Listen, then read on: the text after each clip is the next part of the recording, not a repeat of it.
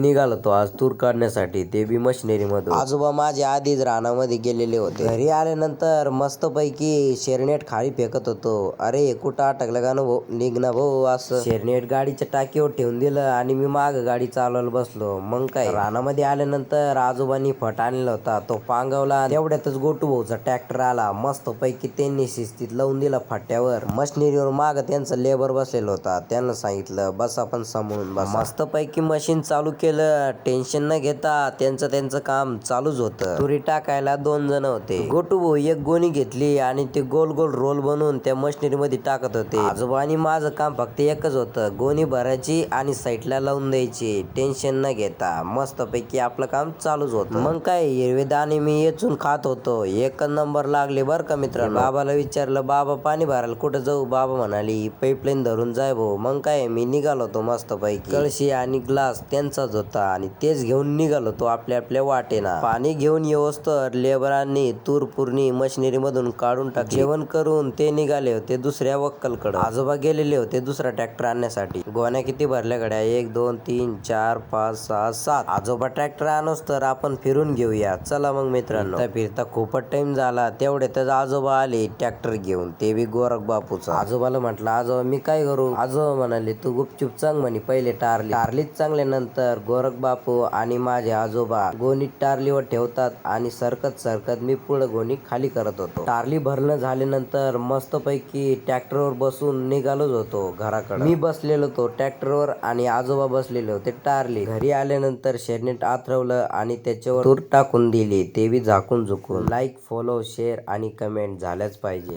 भेटूया अशा नवीन व्लॉग मध्ये. तोपर्यंत आजोबांच्या हाताची कोरी चहा पिऊन घेऊया.